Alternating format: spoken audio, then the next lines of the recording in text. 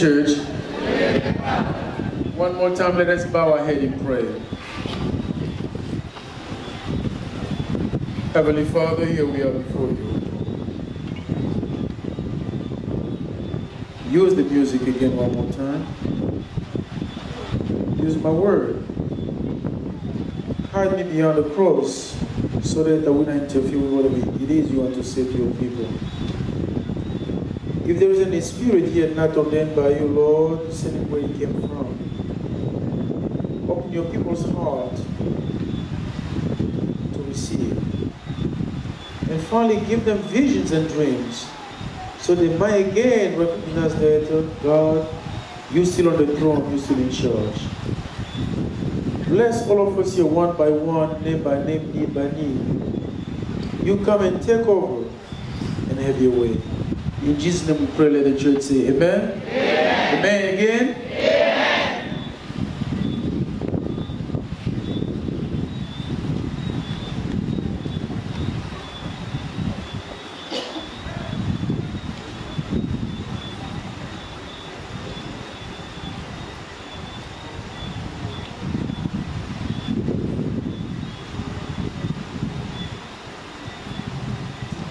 Last night, we started this mission with the first word of our mission, that was reconcile. And in the process of reconciling, we came to talk a little bit about faith. And when you claim to be a man and a woman of faith, you got to accept that faith will put you, or will bring you, or will set you before a crazy test. Somebody say crazy test. Crazy test. And the moment you claim to be a man and a woman of faith, you got to understand that once you claim to have faith in the Lord, the God of Jesus Christ, you need to know that your faith should not have no limit. But once you have that faith, you got that limitless faith, you got to understand that it will also bring you limitless test. Now, in order to fight that, in order to get to the end, you must have discipline. Somebody say discipline. Look at you and say, neighbor, if you ain't got no discipline, hush your mouth. Then discipline is very, very important in our faith journey, because our God is a God who always loves order. He always likes his thing to be straight. Then in order for you to get to the place where God will take you to a new height, and to a new realm, and to a new level, you need to have a determination. Somebody said determination. That's when everything around you is breaking down, but something inside you say, go ahead. Because there's so much good in you that the Lord wants you to know. And every time that God puts some test before you, it's not because God does not like you, but God puts you before some test so that you can discover that which God has put in you. Look at him and say, neighbor, don't just look at me like that. You got to have some discipline and some determination. And we came to find out that when you have a discipline, when you have a determination, you cannot walk around like my friend Dennis Rodman. When something is there becoming, trying to steal your joy and your peace and your strength, you got to shake it off. You got to learn how to shake it off. Because if you don't shake it off, it's going to steal your joy and your peace and your strength and your salvation and your determination. And then you wonder, God, what's going on? All that was good. Discipline is good. Determination is good. You got to learn to shake it off, but you got to remember one thing. You also have to have desire. Somebody say desire. A faith without a desire to do something is a dead faith. Look at you and tell them, neighbor, oh neighbor, you should look good. But if you ain't got no desire, get out of my way. Then we finish by the story of my friend who was sick. And the vision that Bill received was the three men sitting right there on the cross, right there hanging on the cross, on three crosses. And when the death come and knock, he took the first person, there was nothing. And took the second person. And then when he came and took the third person, something funny happened. And what we learned was that you got to cling to that man in the middle of Calvary. Because once you cling to him, you're going to have that which you need for your journey. Amen? Amen. So tonight, on the second night of our mission, because this year, the title of our mission is Reconcile, Renew, Revive, and Reach Out. Tonight I want to talk a little bit from the title of When God Says, Let Me Upgrade You. When God says, let me upgrade you. Look at your neighbor very quick. Tell them, neighbor. Oh, neighbor. You've been sitting there for a long time. Let God upgrade you. Look at them one more time. Tell them, neighbor, if you look so tired, I'm going to come right there, get your blessing and mine. When God says, let me upgrade you. My dear sisters and brothers, if we ever pay attention to the read that Kevin read for us, you come to realize that real faith is not something that has been popularly referred to as positively speaking while denying the reality of a certain situation. You know, church, there's some people, they have a fever, 104 degrees, and they say, I got faith. No, you got, they think that inside you got fever, go get some help. No, I got faith. No. Faith is not something that is right there in the cloud. Faith got some feet, and the faith without the feet is a dead faith. Faith is not positively speaking as if something does not exist. But get this please. Faith affirms the negativity in the reality while anticipating a brand new possibility. That's what faith is. We read today from Hebrew 11, 1 to 7. Hebrew 11 talks about faith as a substance. Somebody said substance. And if you look at the word substance has two words in it. Faith is like you are standing on a foundation. In the Greek language, faith is defined as the title deed of what you are hoping for. Anybody who ever built a house, you know what it is when it's a title deed. Or if you want to build a house, you begin to pay the money and then you sign the paper, they give you the paper, this is going to be your house. The house is not there yet, but you got the paper already. You know that here is going to be my house, you got the paper already. And faith is just like that. You don't see it yet, but you got the proof that this thing exists right there. That's faith. And in the Greek language, faith is a title deed. You might not have it right now, but you know already, it's mine. They might not have it right now, but it said already, it's yours because you got the proof in your hand. Let me upgrade. People of God, please walk with me for a second. Listen, church. It is impossible to live high as long as you are thinking low. Let me say it one more time because somebody missed this. It is impossible, people of God, to live high as long as you are thinking low. Look at your neighbor and tell them, neighbor, if you want to live high, you can think low. It is impossible to live high as long as you are thinking what? Low. There is no way that you will ever gain much as long as you are expecting little, church. And yet, my sisters and brothers, I want you to understand one thing.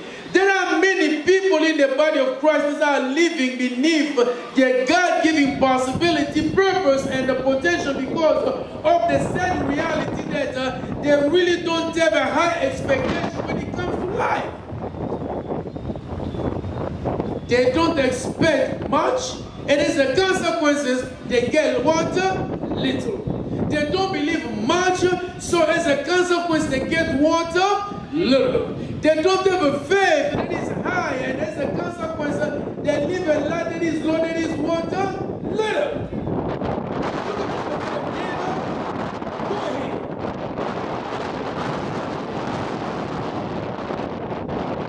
Let me go ahead and testify. Listen, many of you might not know, but long before I became an American Airlines 150K club member, I was invited one time to go to St. John Baptist Church in Oklahoma City to preach a revival. And I got my tickets. And once I got my ticket, I went to the airport. And knowing to me the church where I was going to preach have already upgraded my ticket to first class. But I did not know I got my ticket says I was going to be in a coach class. So when I got my ticket, and as soon as I got my ticket, I get to the airport and went through the process of securing my ticket, and go through security and through all the checking points. All was done. So I went to my gate and went for the waiting holding moment call. And once in the airplane, I went straight went to the coach section because that's all I knew. And once I got the coach section, I started to look for seat. Number 5A that was in my body. He said 5A. And here in the coaching, there was no place, there was no seat number 5. And immediately, I went to the flight attendant and asked her, excuse me, can you please show me where 5A is? She asked me, she said, show me your ticket. And I showed her my ticket. And when she got my ticket, she looked at me and said, directly, she said, what are you doing here in coach class? You're supposed to be in first class. Understand, my sisters and brothers, I have a first class ticket. Why? Because the church I was going have already upgraded me in first class. And I was accustomed to fly always coach. And I went there doing the same thing I was accustomed to do. Even though I had a first class ticket, I had a coach mentality and a coach expectation. Let me hang out right here, right quick, because somebody's missing this. Listen, church. If you check me further, here I was in coach, hanging with coach people. Why? Because that's all I was expecting, that's all I knew. I had a first class ticket, but because I had a coach class expectation, I almost missed out where I was going and missed sitting where I was supposed to be sitting. Why? Because I had a first class ticket, but I have a coach class and coach expectation. Look at your neighbor, tell them, neighbor, oh neighbor, if you are expecting less, don't talk too much. No, look at them one more time, tell them, neighbor, if you are expecting less, sit down. Church, I am concerned because many of us in the body of Christ are living beneath our God-given possibility and potential because we are enjoying and walking around and hanging around with people who walk around with coach class expectation. We sit in a coach area and we walk with a coach mindset because we let many people treat us like coach class people. We accept coach class mentality, and as a consequence, we don't believe that there is a first class in our mind or in our itinerary. I miss sitting almost in a nice seat because I was thinking less than what I was. Every time when God woke you up this morning, trust me, my dear sisters and brothers, God always elevates you. Look at you and say, neighbor, when God woke you up in the morning, You cannot look low. No, tonight I want to give you one Swahili word. Look at your neighbor and say, tell them, neighbor. Neighbor. Say this after me. Panda, Jew. Panda, Jew. That's a Swahili word that means go higher. Look at your neighbor and tell them, neighbor. Neighbor. I look all over this place. Ain't nobody looking like you. Panda, Jew. See, when God woke you up in the morning, God said, you got to go higher.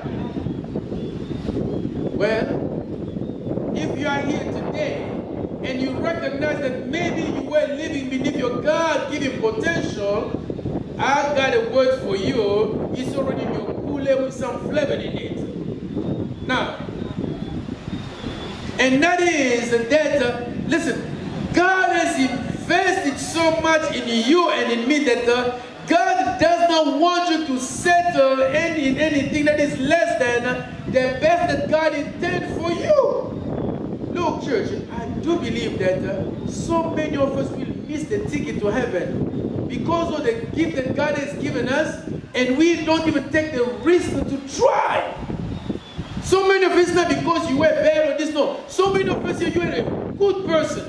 You did all according to the word of God. But I truly believe that some of us will miss the ticket to heaven because God has given us so many gifts that we don't even try to take the chance to try. And then God says, what are all these gifts I gave you? What did you do with? You remember the gospel of the talent? To the one who got 5, he went, got 5 more. One who got 2, get 2 more. And the one who got 1, he begin first to explain. Lord, I know this and that. And I love that man in that gospel because he said, give me first my money back. And kick him out. So many of us will miss the ticket of our life, the ticket of heaven. Why? Because God has given us so many talents and we don't even try. Look at you one more time. Tell them, neighbor. Oh, neighbor. If you cannot try, if you cannot try your gifts, don't sit next to me.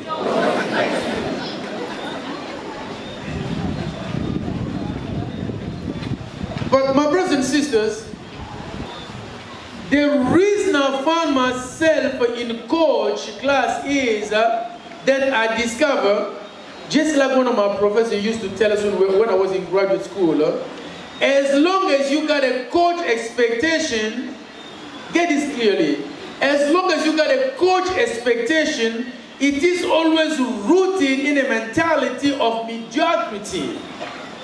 Let me say it one more time. Is that an insult? I used to be mad when my professor said the first time that I come to realize the man was giving me a lesson for life. And he says that as long as you are the coach, as long as you got a coach expectation, it is always rooted in a mentality of mediocrity. Because God has given you so many gifts. If you don't try it, then don't blame the world. He says it is rooted in the mentality of mediocrity. Let me bless you right quick here, church.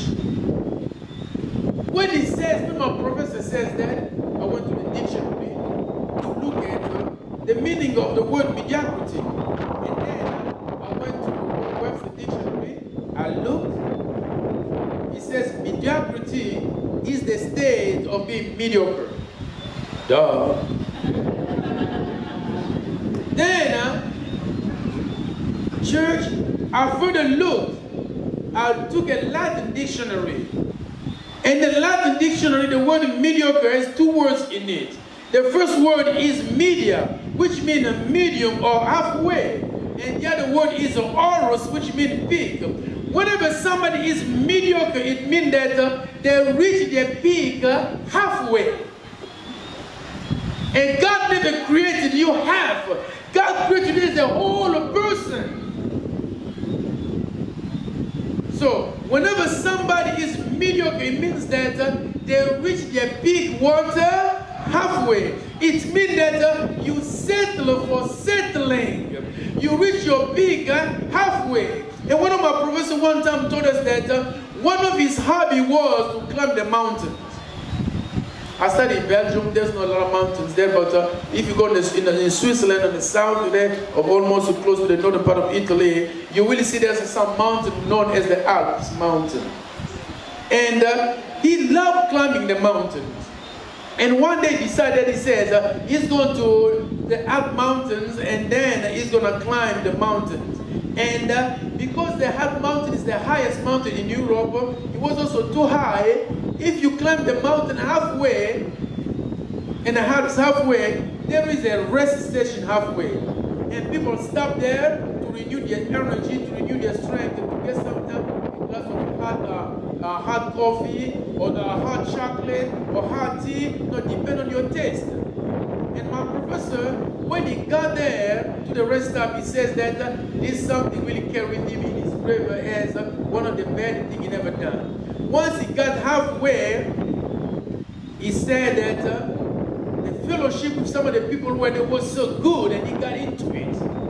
Now remember, his goal was to climb the mountain to reach the peak of the mountain.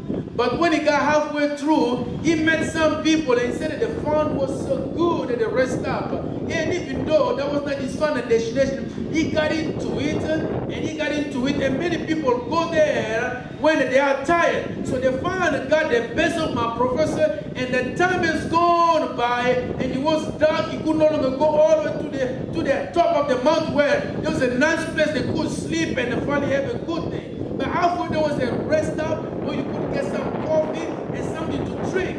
But he reaches the big water halfway. He didn't have a chance to go to the top, sleep in a warm bed, but he stayed there halfway.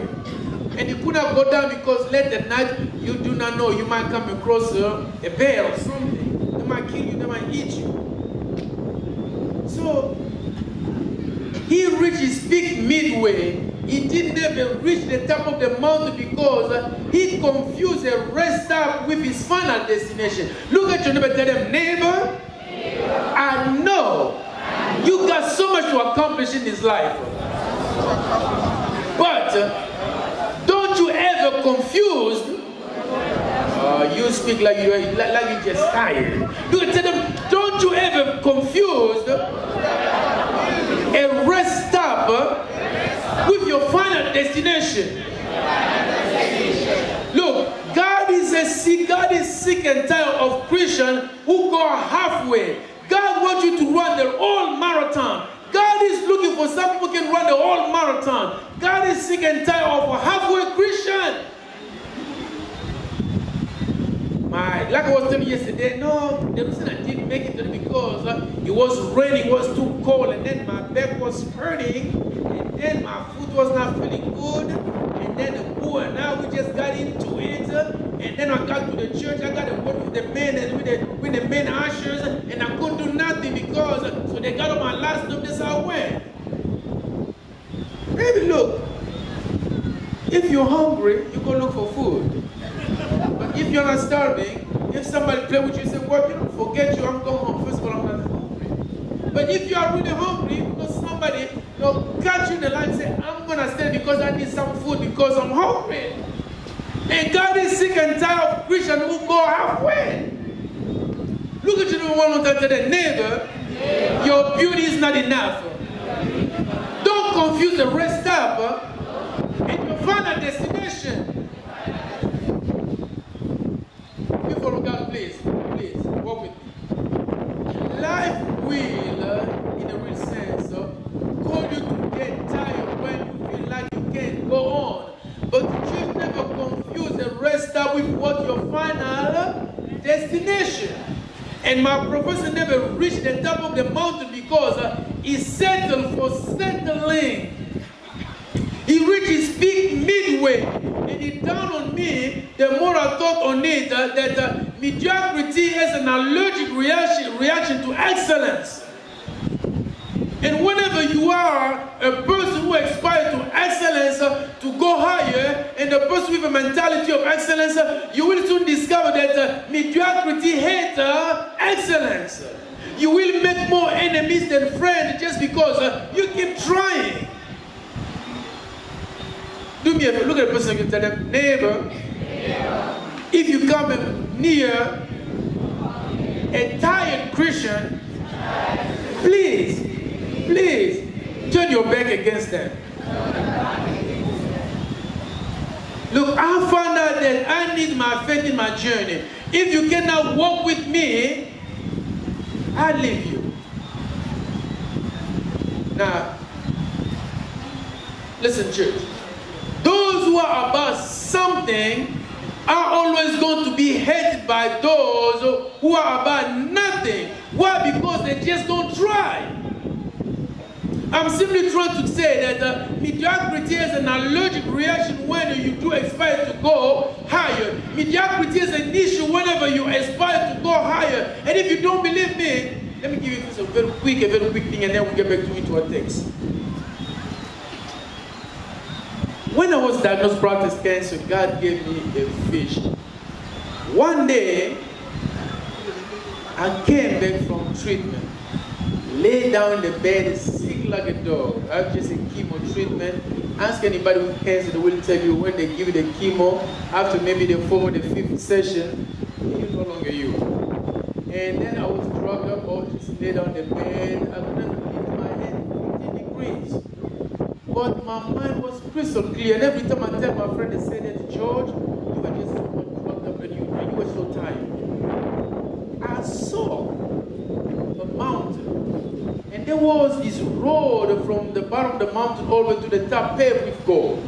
The top of the mountain was covered with snow, with a smoke. And I did not know what's up next to on the other side of the mountain. I can make something. Because God won't get me for lying to his people. Now, here you are. On both sides of the road, there were 2 big holes. You could not even see the bottom. And it was impossible for you to jump to go there. It was so wide, you never see something wide like that. And the road was paved with gold. And there was 2 things funny up in the road. First, when you walk, by the moment you reach where the road paved with gold was, the moment you put your foot on it, church, there was a beautiful music. I never heard such a beautiful music my entire life. There was such a beautiful music, and guess what? They call your name. And as you keep moving, they keep calling your name. And it gets better, like we said to my church, it's not better, it gets gooder. Look at you and say, neighbor, it gets gooder. So, now, it was getting just gooder, church, I'm telling you. And then now, people were going. The moment you keep going, the music just gets old. The music working so you just can't help but you start getting into praise. Now, 2 things that happen on the road. For you to walk to get to the top of the mountain, you must be happy. You must learn how to sing. You must be singing in the presence of God. And the other thing was, you just cannot walk by yourself. You gotta have somebody walking with you.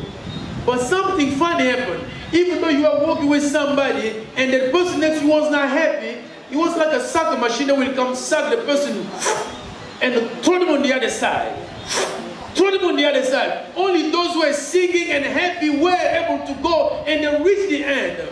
And it dawned on me that God was telling me something very important. In this Christian journey, if you don't know how to be happy before the Lord, if the Lord cannot be your joy, if the Lord cannot be your peace, if the Lord cannot be your soul, while you are cruising this life this journey that we call life, the Lord something will come just take you, go on the side because God cannot send some pom-pom Christians. You've got to learn as you walk this road that we call life.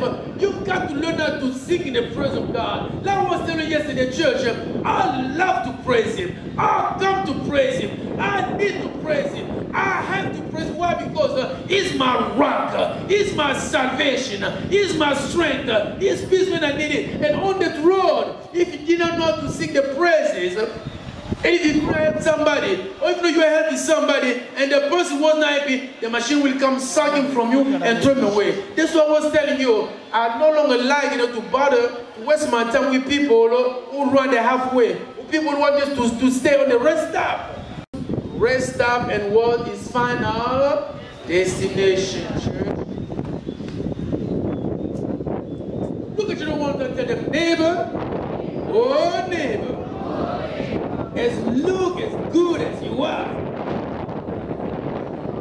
that won't save you.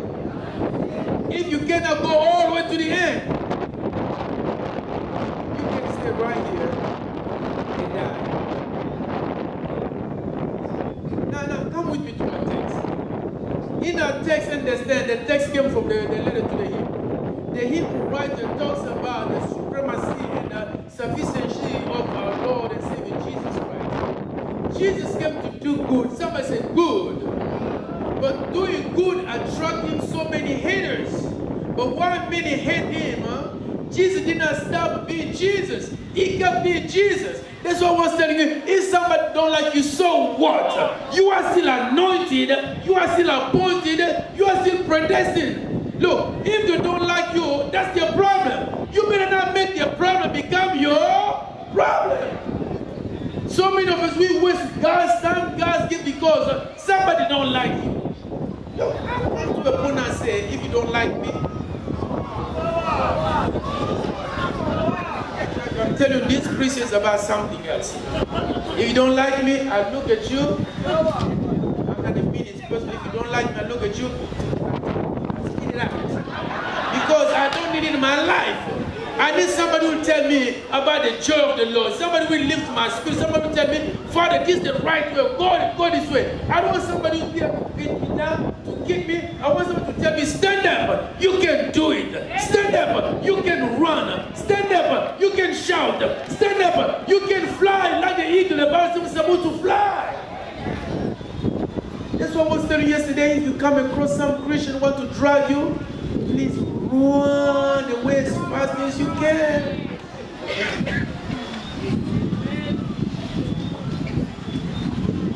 Church, walk with me. Jesus came doing good, but doing good attracted him so many haters.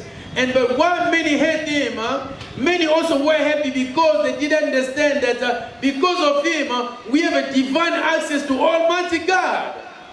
It won't be everybody who hates you. In that crowd, there be at least somebody who supports you. Then you gotta keep running until you find that person. If not, keep on running.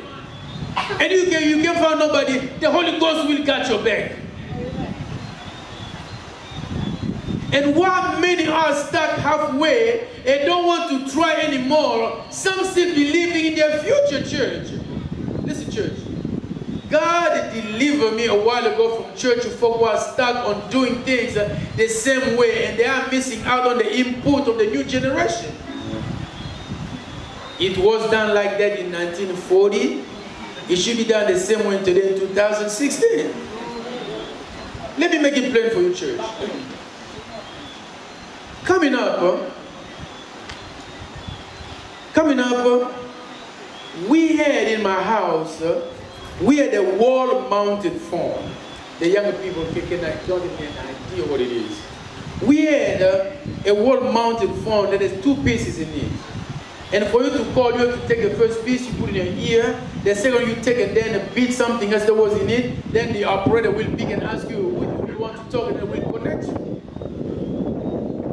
And you will take one piece, you put in your ear, and then you talk another piece to stick out there. And then after the operator connects you, then you can talk. Then the next phone we had in my house was a rotary phone. Then the next phone we had was a push-button phone. And then we moved from the age of a phone that are wireless, the mobile phone. Then we moved from mobile phone to cellular phone, and then to a touch screen phone now. Now get this.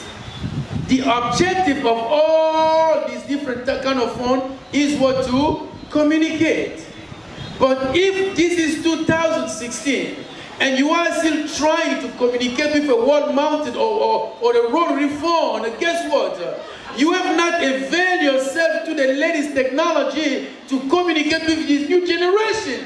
And in the church, we have a whole lot of churches like that today that are still using a wall-mounted phone or a rotary phone ministry in the cell phone age.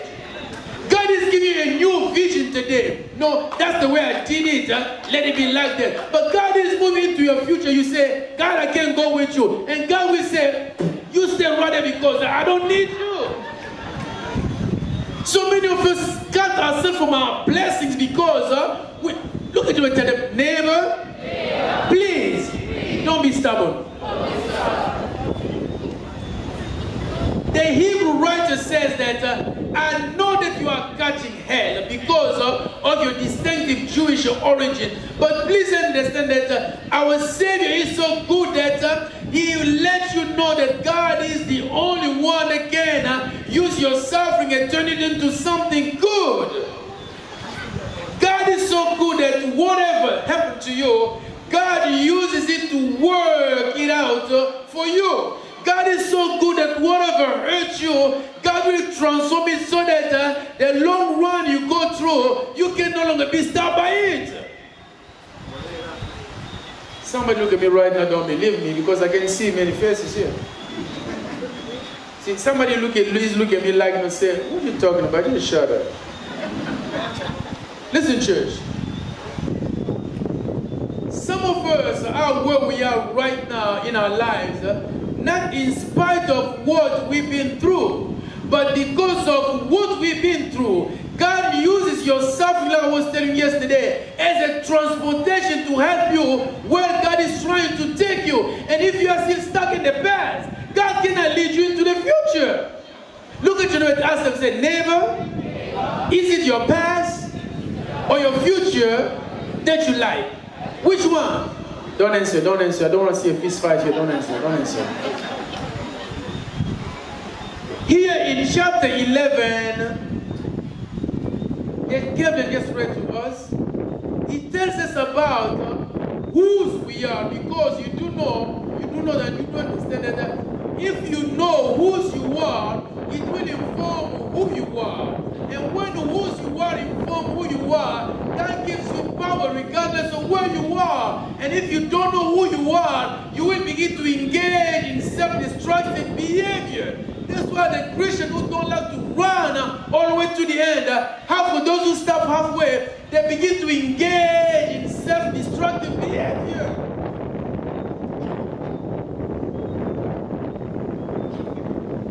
Church, if you come to know who you are, you become a driven person.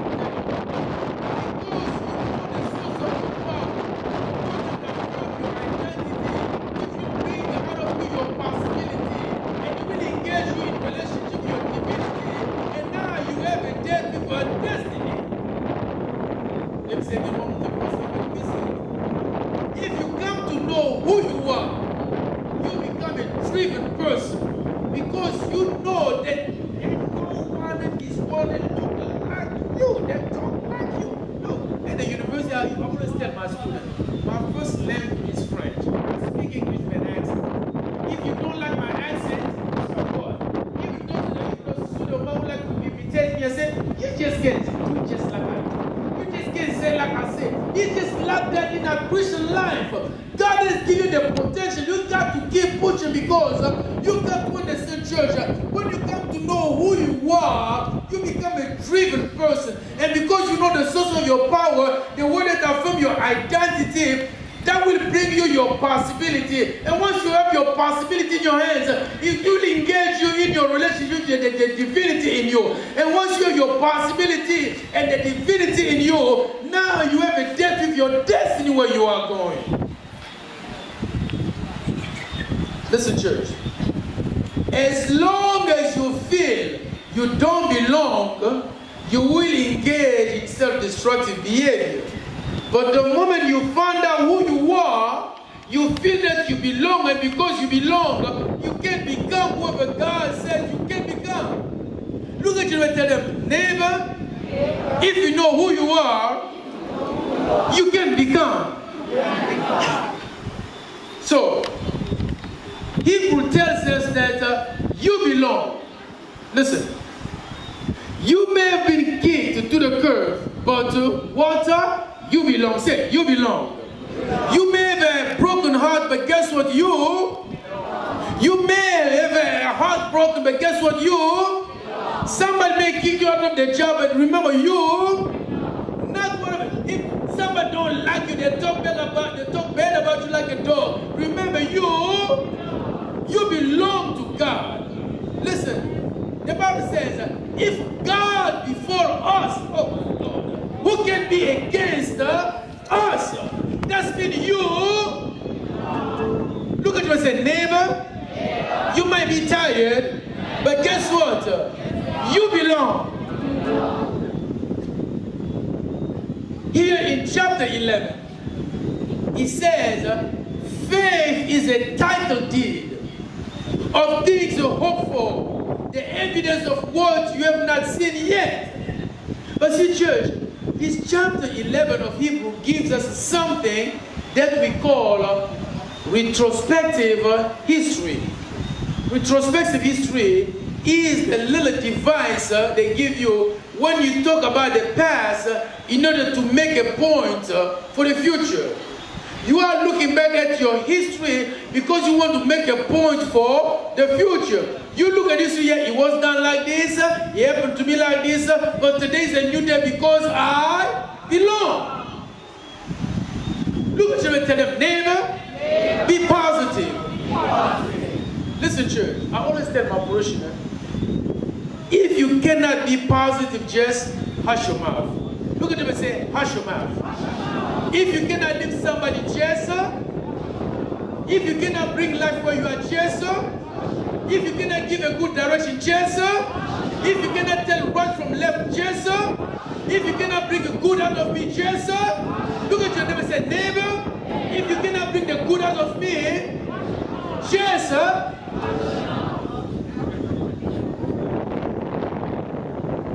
the Hebrew writer wants to share with you your history from a divine perspective. That's why I said, if can nothing where you live can bring the good out of you, can put you to your destiny, to your future, can the person tell them just to? It's not me. Go read 11, chapter 11 of Hebrew. You will see it right there for yourself. Look, I love me so much just for me. If you don't like me, so look, I keep telling the people, I can be the skinniest person. I love me so much. And if you don't like me, so what? If you don't like me, just hush up. Look, church, the Hebrew writer wants to share with you your history from a divine perspective. And he wants to let us know, whenever you want to excel, mediocre folk hate. And some of them sometimes are in our own families. And some of them sometimes are our best friends. And you in the same church and you don't know, ain't no hate like family hate. Just because family hate just sometimes just does not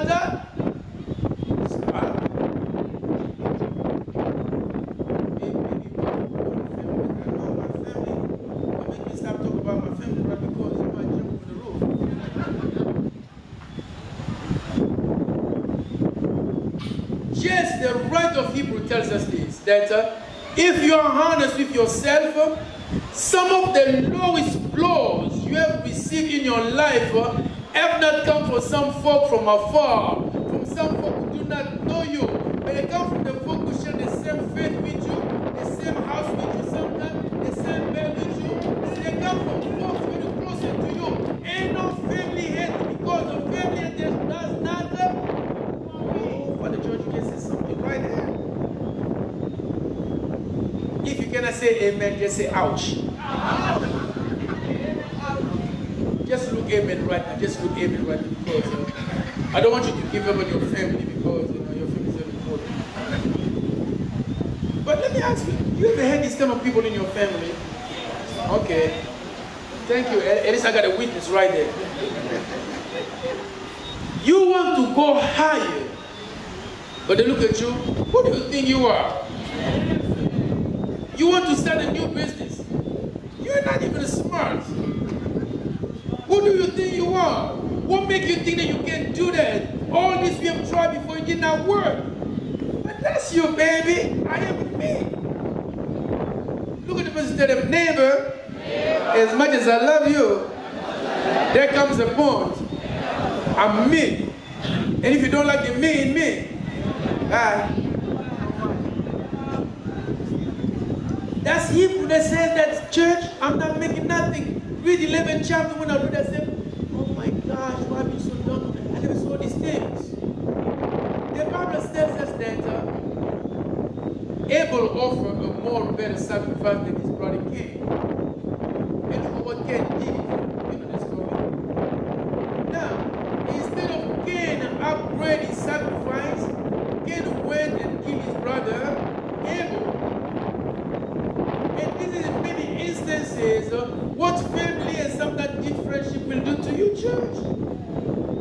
Listen, Joseph made the mistake to tell his big dream to his small-minded brother, and they were trying to cut him down from their sides.